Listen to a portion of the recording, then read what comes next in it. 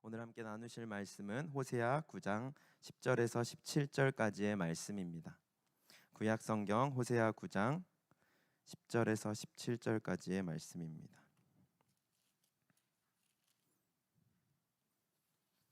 호세아 9장 10절에서 17절까지의 말씀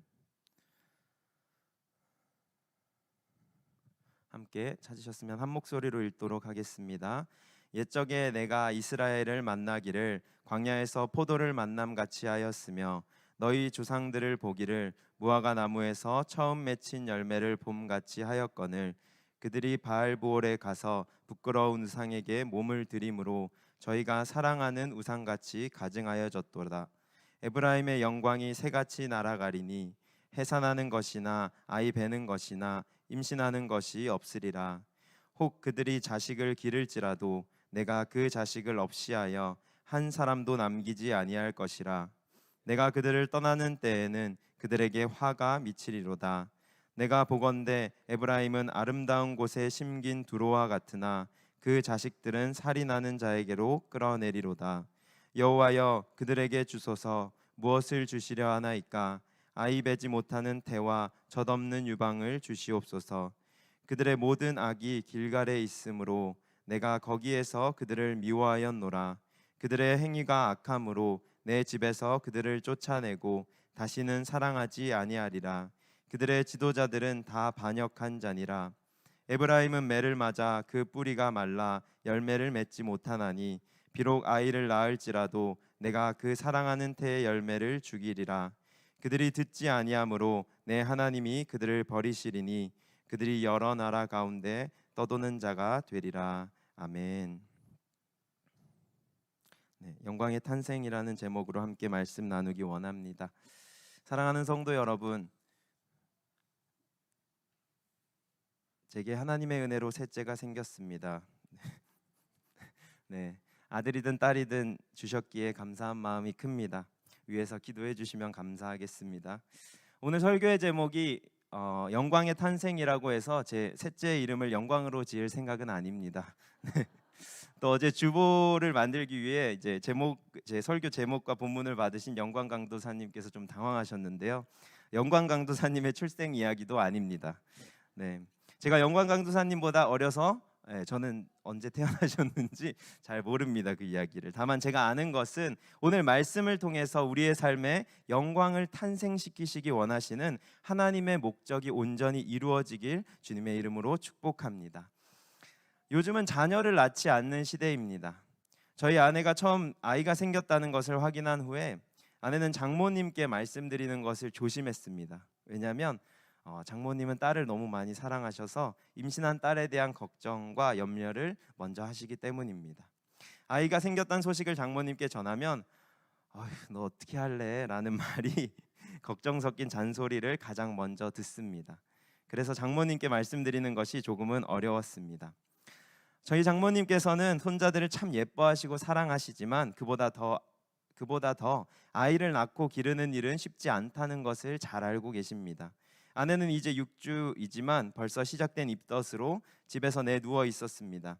헛구역질을 하고 먹은 것이 없이 유액을 토하는 어려움은 당신이 임신해봐 라는 톡을 제게 남길 만큼 힘든 일입니다. 또 이제 시작이기에 출산과 양육의 과정이 남아 있습니다.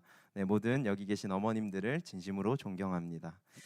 또 이제 진이 찬이가 좀 익숙해져서 우리 유스 아이들을 좀 보면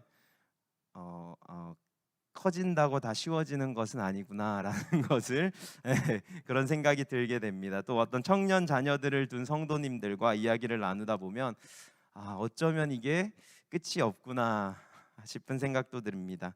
또 지금도 장가간 아들 걱정을 하시면서 아내에게 늘 미안하다고 하시는 저희 어머니와 손주를 너무 사랑하시지만 딸 걱정이 앞서시는 장모님을 볼 때 한 번 부모는 영원한 부모이며 자녀를 양육하는 것은 쉽지 않은 일이 확실합니다.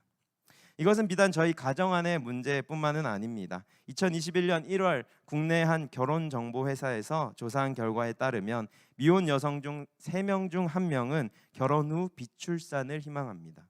전체 여성 중 32%는 아이를 낳지 않겠다라고 응답했습니다. 물론 결혼을 하겠다라는 사람들 중에서의 결과입니다. 2020년 통계청의 사회 결과에서 결혼을 해야만 한다라고 응답한 비율은 51.2%밖에 되지 않습니다. 그중에 미혼 여성의 22.4%만 결혼을 해야 된다라고 답했습니다. 그 나머지는 결혼을 하든지 말든지 또는 결혼은 안 해도 된다 또는 결혼을 안 하겠다라고 대답한 것이죠. 우리는 이미 비혼, 결혼을 하지 않는, 비출산, 아이를 낳지 않는 시대에 살아가고 있습니다. 이것은 이제 익숙한 사회 현상이며 우리 주위에서도 쉽게 찾아볼 수 있습니다. 요즘은 개인의 선택을 통해서 비출산을 결정하지만 오늘 본문을 보시면 하나님은 자녀를 낳지 못하게 하시는 분으로 등장하십니다. 이것은 이스라엘의 죄의 결과, 하나님의 심판이었습니다. 이런 하나님의 심판과 저주는 이스라엘 백성에게 해산하지 못하는 것, 아이를 배지 못하는 것, 임신하지 못하게 하는 것이라고 오늘 본문 11절에서 말씀하고 계십니다. 게다가 낳은 자식들이 혹 있더라도 그들을 없애시겠다라고 말씀하십니다. 이런 하나님의 말씀은 범죄한 백성에 대한 심판의 의지가 우리에게 매우 강하게 전해집니다. 오늘 본문만을 떼어놓고 보았을 때 하나님은 매우 무시무시한 심판자 하나님이십니다. 하지만 우리가 호세아서를 읽으면서 또 다른 선지서들을 읽어가면서 반드시 기억해야 할 한 가지는 하나님의 심판과 저주의 모습이 하나님의 전부의 모습이 아니라는 것입니다. 우리가 지난주에 양전도사님을 통해서 말씀하셨던 것처럼 하나님의 눈 속에는 늘 자비가 넘치십니다. 하나님의 심판의 이면에는 늘 사랑이 숨어 있습니다. 그렇기에 하나님은 내 자녀들아, 내 백성아, 내 나라야 내게로 돌아오라 라고 말씀하고 계시는 것입니다. 하나님의 심판은 사랑하는 자신의 자녀들에게 하시는 아버지의 훈계입니다. 성경은 우리에게 분명히 말합니다. 히브리서에는 징계가 없으면 사생자요 친아들이 아니다 라고 말씀하십니다. 징계는 친자라면 다 받는 것이다 라고 분명히 말씀하시고요. 또 잠언의 말씀은 꾸지람을 받을 때에 낙심하지 말라고 격려합니다. 그리고 그가 사랑하는 자를 징계한다고 말씀하십니다. 이는 우리를 더 거룩하고 온전하게 하기 위해서, 우리의 유익을 위해서입니다. 사랑하는 성도 여러분, 우리는 선지자들의 심판의 메시지를 읽어가면서 아버지 하나님의 뜨거운 사랑의 마음을 깨닫는 은혜가 있으시기를 축복합니다. 그리고 때로는 우리의 삶에 징계와 같이 느껴지는 연단을 통해 의와 평강의 열매를 맺는 우리 모두가 되시기를 우리 아버지 하나님의 이름으로 축복합니다. 오늘 본문 10절의 말씀을 함께 읽어보기 원합니다. 10절의 말씀은 이러한 하나님 아버지의 사랑의 마음과 함께 이스라엘의 범죄함을 우리에게 알려줍니다. 10절의 말씀 함께 읽겠습니다. 옛적에 내가 이스라엘을 만나기를 광야에서 포도를 만남같이 하였으며 너희 조상들을 보기를 무화과에서 처음 맺힌 첫 열매를 봄같이 하였거늘 그들이 바알보올에 가서 부끄러운 우상에게 몸을 드림으로 저희가 사랑하는 우상같이 가증하여 줬도다. 아멘. 하나님은 이스라엘을 자신의 백성으로 삼으실 때 그들을 광야에서 포도를 만남같이 무화과 나무에서 처음 맺힌 첫 열매를 봄같이 하셨다라고 말씀하고 계십니다. 하나님께서 우리를 광야에서 만난 포도같이 무화과 나무에서 처음 맺힌 첫 열매처럼 바라보고 계십니다. 이것은 어떤 의미일까요? 이스라엘의 광야는 매우 황량합니다. 우리가 생각을 해보면 광야는 커다란 돌산들이 있는 사막입니다. 광야는 신명기의 말씀에 뭐라고 등장하냐면 위험한 곳, 불뱀과 정갈이 있고 물이 없는 건조한 땅이라고 표현합니다. 광야는 마음을 시원케 하고 마음을 새롭게 하는 것이 아무것도 없습니다. 그런 곳에서 포도를 만난다라는 것은 엄청난 기쁨입니다. 행복입니다. 목마름을 해결하는 것입니다. 그 달콤함은 기력을 보충해주며 즐겁게 하는 것입니다. 우리가 충분히 그 기쁨들을 상상해 볼 수 있습니다. 또한 첫 무화과 나무는 무엇을 의미할까요? 봄에 처음 익은 무화과는 팔레스타인 사람들에게 매우 특별했습니다. 무화과는 오래 보관할 수 없었던 과일이었고 한 해를 지나고 다음 해에 몇 달 만에 먹는 봄철의 첫 무화과는 유별나게 맛있게 느껴졌을 것입니다. 이런 첫 무화과에 대해서 이사야서 말씀에 뭐라고 등장하고 있냐면 여름 전에 처음 익은 무화과에 대해서 보는 자가 그것을 얼른 따서 먹으리라 라는 말씀이 등장합니다. 이사야서 28장 4절입니다. 이는 이 첫 열매가 얼마나 사람을 기쁘게 하는지 얼른 따서 먹으라는 그 말씀을 우리에게 보여주고 있습니다. 포도와 무화과에서 공통적으로 등장하는 개념은 바로 즐거워했다라는 것입니다. 하나님께서 이스라엘을 즐거워하셨고 그 조상들을 기뻐하셨습니다. 이스라엘이 어렸을 때는 하나님께 참으로 많은 기쁨과 흥분을 자아내는 특별한 나라였다라는 것입니다. 사랑하는 성도 여러분, 우리의 모습이 하나님 앞에는 이렇게 비춰집니다. 이스라엘 백성을 기쁨으로 바라보신 하나님은 지금 우리도 이렇게 바라보고 계십니다. 큰 기쁨과 즐거움으로, 만족과 행복으로, 특별함으로 우리를 바라보고 계십니다. 그 사실을 잊지 말고 늘 아버지 하나님과의 사랑의 관계 가운데 누리시는, 하나님과의 그 사랑을 누리시는 우리 모두가 되길 바랍니다. 하지만 이스라엘은 하나님을 떠납니다. 그들이 바알볼에 가서 부끄러운 우상에게 몸을 들이므로 그들이 사랑하는 우상과 같이 가증하여졌다라고 말합니다. 이것이 바로 이스라엘의 죄였습니다. 심판의 이유였습니다. 그들이 하나님이 아니라 우상에게 드려졌다라는 것이죠. 하나님은 출애굽 이후 이스라엘 백성과의 언약을 통해서 특별한 정체성을 이들에게 주십니다. 이는 주님의 소유다, 하나님의 소유다, 제사장 나라다, 거룩한 백성이다라는 정체성입니다. 이 세대 가운데, 이 세상 가운데 하나님을 나타내는 민족으로 부름을 이스라엘은 받게 됩니다. 하지만 그들은 범죄합니다. 10절의 후반부의 말씀과 같이 말이죠. 그들은 우상에게 몸을 드렸다라고 표현합니다. 우리가 나시린이라는 것을 들어보셨을 것입니다. 나시린은 하나님께 드린 사람이라는 것을 우리는 알고 있습니다. 삼손과 같은 사람들이 그랬겠죠. 이런 표현이 이 나시린과 같은 동일한 단어가 바로 여기에 사용됩니다. 그들은 하나님께 드려진 것이 아니라 우상에게 드려졌다라고 표현됩니다. 그들은 우상을 사랑했고 우상을 위해 구별되었고 우상을 예배했고 우상을 섬기며 우상을 위해 살아가는 인생이 되었습니다. 그래서 그 결국에는 하나님 눈에 패역하고 가증하고 더러운 우상을 닮아 버렸습니다. 이스라엘은 하나님을 닮아야 했지만 이제 우상을 닮아 버렸습니다. 하나님을 닮아 거룩함과 선하심을 드러내야 했지만 가증스러움과 악하고 헛된 우상의 모습이 되어버렸습니다. 이것이 바로 이스라엘의 죄의 뿌리이자 우상 숭배의 결과입니다. 성도 여러분, 사람의 우상 숭배는 단순히 일시적인 섬김, 잠깐의 시간이나 재원과 마음을 빼앗기는 것에서 멈추지 않습니다. 우상 숭배는 우리의 존재를 그 대상에 닮아가게 만듭니다. 우리가 그런 사람이 되는 것입니다. 우상과 같이 가증스러운 사람이 되고 우상과 같이 헛된 사람이 되고 우상과 같이 허무하고 허탄한 것이 됩니다. 우상과 같이 거짓 것이 되고 속이는 것이 되고 더러운 것이 됩니다. 우상을 닮아가는 인간은 이런 존재가 되어버린다는 것입니다. 그리고 그런 사람은 하나님의 심판에서 벗어날 수 없게 됩니다. 사랑하는 성도 여러분, 그렇다면 이스라엘 백성은 왜 우상을 섬겼을까요? 그 이유는 이스라엘 백성이 영광을 바랬기 때문입니다. 영광, 빛나고 아름다운 영예, 명예, 성공, 뛰어남, 빛남, 이런 것들을 이스라엘은 원했습니다. 그래서 우상을 숭배한 것입니다. 그들은 우상이 그들에게 영광을 줄 수 있을 것이라 생각했습니다. 다산을 줄 수 있을 것이라 생각했습니다. 풍요를 줄 수 있을 것이라 생각했습니다. 빛나는 영예를 이 우상을 통해 받을 수 있을 것이라고 생각했습니다. 하지만 우상은 그들에게 영광을 줄 수 없었습니다. 그래서 11절 에브라임의 영광은 새같이 날아가 버렸다라고 말씀하십니다. 이 영광에 대해서 오늘 본문은 구체적으로 두 가지를 언급합니다. 그것이 바로 자녀 그리고 열매입니다. 그래서 오늘 본문에 하나님은 심판하실 때 그들의 자녀, 에브라임의 자녀들을 벌하십니다. 또 그들의 열매를 얻게 하십니다.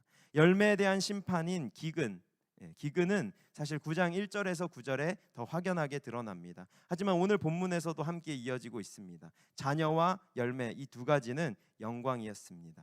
그리고 그 우상 숭배의 결과로 자녀와 열매는 심판에 이르게 되고 결국 그들의 영광은 새같이 날아가 버립니다. 새가 이 자리에 앉아 있었는지조차 알 수 없을 정도로 완전히 사라져 버립니다. 그리고 결국 이 영광은 하나님과 이어져 있습니다. 본문에서 자녀와 열매가 없음은 영광의 떠남과 연결되어 있고 에브라임의 영광이 떠난 것은 하나님이 그들을 떠나셨다라는 것과 연결되어 있습니다. 하나님이 그들을 버리셨다는 것과 이어져 있습니다. 사랑하는 성도 여러분, 우리의 영광은 하나님께만 있습니다. 성공은 하나님께만 있습니다. 빛나는 아름다운 영예는 오직 예수 그리스도께만 있습니다. 그분으로 인해서 우리는 축복을 누릴 수 있습니다. 그분으로 인해서 우리는 부귀를 누릴 수 있습니다. 그분으로 인해서 우리는 다산과 풍요의 복을 얻습니다. 오직 하늘에부터, 오직 하나님으로부터, 오직 빛들의 아버지로부터 모든 선한 것들이 우리에게 내려오는 것입니다. 다른 어떤 근원이 없습니다. 우상이 아닙니다. 여러분의 마음을 꿰는 그것, 이것만 하면 되겠지, 이것을 얻으면 되겠지, 그것이 아니라 오직 하나님으로부터 영광이 우리에게 주어지는 것입니다. 사랑하는 성도 여러분, 영광은 결과입니다. 하나님이 우리에게 주시는 선한 결과입니다. 본문에서 이는 자녀와 열매로 나타났습니다. 자녀는 부모를 닮습니다. 우리가 하나님의 자녀가 된 것은 그분을 닮아 그분의 영광을 탄생시키는 부르심으로 부름을 받은 것입니다. 하늘의 영광을 이 땅 가운데 잉태하고 탄생시키는 것입니다. 하나님의 영광에 중한 것과 영광의 풍성함을 하나님의 자녀인 저와 여러분이, 우리들이 드러내는 것입니다. 하나님의 영광의 능력과 선하심을 우리가 이 땅 가운데 선포하는 것입니다. 이것이 바로 우리 하나님의 자녀들, 우리들에게 주어진 사명입니다. 그 축복은 거룩한 씨, 우리의 자녀들을 통해서 이 세상의 세대를 계속해서, 시대를 계속해서 하나님의 영광이 탄생되고 확장되게 될 것입니다. 또 이 교회를 통해서 그 영광이 계속해서 탄생되고 빛날 것입니다. 그렇게 하나님은 우리를 축복하시는 분으로 태의 열매를 주시며 우리에게 하나님의 영광을 나타낼 기업으로, 상급으로 자녀를 주십니다. 또한 하나님은 열매 맺게 하시는 분이십니다. 열매를 맺는다는 것은 결과를 얻는다는 의미입니다. 전도서의 기자는 세상의 모든 일이 바람을 잡는 것과 같이 헛되다고 이야기합니다. 그래서 시편 90편의 기자는 오늘 우리 손이 행한 일을 경고하게 해주십시오라고 간구합니다. 이 헛된 세상에서 우리가 행한 일에 경고함을 달라고 간구합니다. 열매를 맺게 해달라는 간구입니다. 아름다운 결과, 선한 결과, 하나님이 원하시는 결과, 우리 삶에 하나님의 영광을 보게 해달라는 그런 간구입니다. 13절에 하나님은 에브라임을 아름다운 곳에 심긴 두로와 같다라고 말씀하십니다. 우리는 이미 아름다운 곳에 심긴 사람들입니다. 아름다운 열매를 맺을 수 있는 존재들입니다. 우리가 악이 있는 길갈과 같지 않다면 말입니다. 15절에는 길갈에는 악이 있었다라고 말합니다. 길갈은 어떤 곳입니까? 출애굽한 이스라엘 백성이 요단강을 건넌 후에 12개의 돌을 기념비로 세운 곳이 바로 길갈입니다. 그리고 하나님의 백성임을 의미하는 할례를 행한 곳이 길갈입니다. 또 여호수아가 하나님의 군대 장관을 만나 경배한 곳도 길갈입니다. 군사적으로, 정치적으로 기브온과 조약을 맺은 중요한 곳이기도 했습니다. 또한 사무엘도 이 길갈을 해마다 방문하며 순회했다라고 기록합니다. 하지만 이 길갈에서는 우상 숭배가 함께 이루어지고 있었습니다. 하나님을 섬기는 것과 우상이 혼합된 종교가 성행했습니다. 잘못된 종교와 예식이 이곳에서 나타났습니다. 또한 우리가 잘 아는 사울이 하나님께 버림을 받게 되는 이야기, 사울이 아말렉과의 전투를 앞두고 있을 때 사무엘을 기다리지 않고 하나님의 제사를 대신 드렸던 이야기의 배경이 바로 이 길갈입니다. 종교적으로, 문화적으로, 정치적으로 중심지가 되었던 중요한 위치였던 길갈은 악이 성행했고 하나님은 그곳에서 이스라엘을 미워하시고 사랑하지 않겠다 말씀하시면서 이스라엘이 나를 반역했다라고 고발하십니다. 그 결과로 에브라임은 뿌리가 말라 열매 맺지 못합니다. 하나님은 우리를 아름다운 곳에 심으십니다. 쉴만한 물가로 인도하십니다. 열매 맺을 풍성한 곳에 우리를 심으십니다. 하지만 우리가 그곳에서 우상 숭배로 더럽혀진다면, 하나님 외에 다른 것들을 함께 섬기고 있다면 그것은 우리에게 뿌리가 뽑혀지며 말라 열매 맺을 수 없는 결과를 가져오게 됩니다. 사랑하는 성도 여러분, 우상 숭배, 하나님보다 더 사랑하는 것, 하나님보다 더 구별된 것, 하나님보다 더 높아진 것, 하나님보다 더 내 삶에 영향을 미치는 것, 그것은 하나님이 미워하시는 것입니다. 그로 인해 우리는 징계를 받게 될 수 있습니다. 마지막으로 하나님은 이 모든 것의 원인을 한 가지로 정리하십니다. 17절의 말씀에 너희가 내 말을 듣지 않았다라고 말씀하십니다. 이것은 모든 성경에서 한결같이 말씀하시는 하나님의 목소리입니다. 너희가 내 말을 들어라. 여호와의 말씀이 이와 같다. 귀 있는 자는 들을지어다. 내가 진실로 진실로 너희에게 이른다. 하나님의 말씀을 듣지 않았기에 이스라엘 백성은 하나님과 멀어져 버렸습니다. 여기서 듣다라는 것은 귀로 들려지는 것을 넘어서 순종과 따름을 의미합니다. 하나님의 말씀을 들을 때, 듣고 따르고 그렇게 행할 때, 우리가 하나님께 붙어 있을 때 참된 하나님의 영광을 우리는 잉태하게 될 것입니다. 하나님의 영광을 우리 삶의 열매 맺게 될 것입니다. 예수 그리스도께서는 이렇게 말씀하셨습니다. 나는 포도나무요 너희는 가지니 너희가 내 안에 있으며 내가 너희 안에 거하면 열매를 많이 맺으리라 라고 말씀하셨습니다. 우리는 돌감람나무 가지로 하나님의 참 감람나무에 접붙임을 받은 사람들입니다. 우리는 그분 안에서만 양분을 얻을 수 있고 그분께 붙어서 살아가며 그분 안에 살아갈 때만 열매를 맺을 수 있습니다. 우리 모두 주님의 말씀을 듣고 따르는 주님 안에 붙어있는 성도님들 되시기를 바랍니다. 그때 우리는 우상이 아니라 참 하나님께서 진정 우리에게 영광을 주시는 분임을 알 수 있게 될 것입니다. 우리가 하나님 안에서 세상의 말과 법칙이 아니라 하나님의 말씀과 진리를 따를 때 우리는 하나님의 영광을 열매 맺고 탄생시키는 자들이 될 것입니다.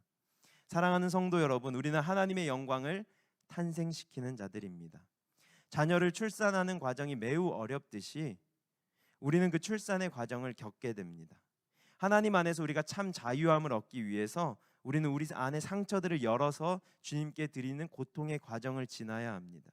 우리 안의 변화와 회복을 위해서는 우리의 현재 버려야 하는 고통들도 주어질 것입니다. 우리 교회가 더 높은 단계로 나아가기 위해서는 어려움의 과정도 겪어야 할 수 있습니다.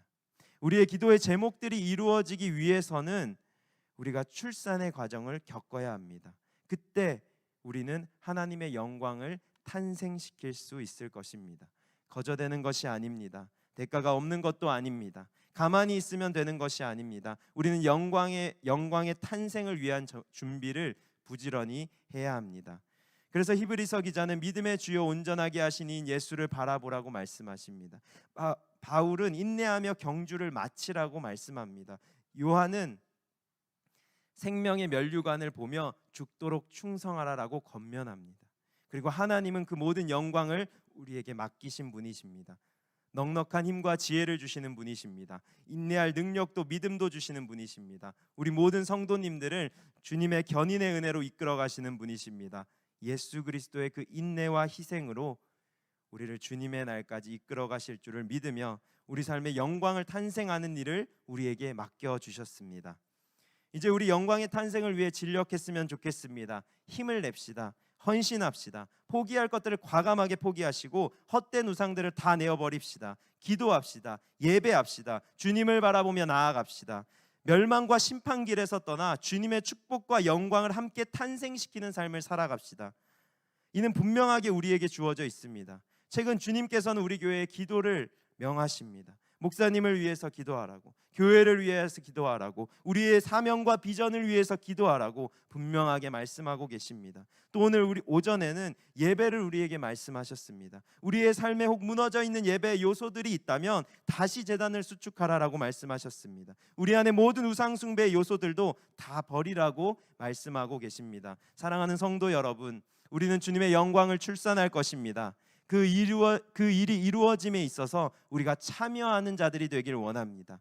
하나님 앞에 우리의 것들을 기쁘게 드리고 우리의 삶을 기쁘게 쏟고 우리의 중심에 주님만 모시는 모든 성도님들이 되시기를 축복합니다. 그리하여 우리 개인의 삶과 교회와 나라와 우리가 속한 모든 영역 가운데 하나님의 영광을 출산할 때 함께 기뻐할 수 있는 그 선한 하나님의 결과와 열매를 볼 수 있는 것 가운데 어떤 부분인지, 우리 교회 가운데 해야 할 것들, 내가 쏟아내야 될 것들, 내가 기도해야 할 것들, 내가 하나님 앞에 나아가야 할 것들이 어떤 것입니까? 낙심해서 멈춰 있던 부분들은 어떤 것입니까? 좌절했던 것들은 어떤 것입니까?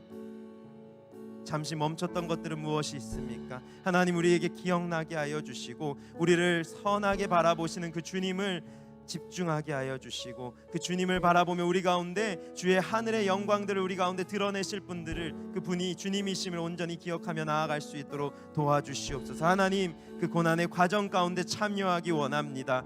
동참하길 원합니다. 진력하길 원합니다. 달려가길 원합니다. 기도하길 원합니다. 아버지께서 우리 가운데 베푸시는 그 놀라운 은혜들의, 그 놀라운 사건들의, 그 기적의 일들에, 초자연적인 역사들에 우리가 함께하기를 원합니다. 하나님, 그렇게 나아갈 수 있도록 우리의 마음을 정결하게 하시옵소서. 모든 우상들을 다 제하시고 하나님, 우리의 온전함들을 회복시키시며 하나님의 거룩하심으로 우리를 인도하여 주시옵소서. 오 거룩하신 주님, 주님 이루시옵소서. 우리 가운데 주의 일들을 나타내시옵소서. 우리 가운데 함께하시며 주의 놀라운 사랑들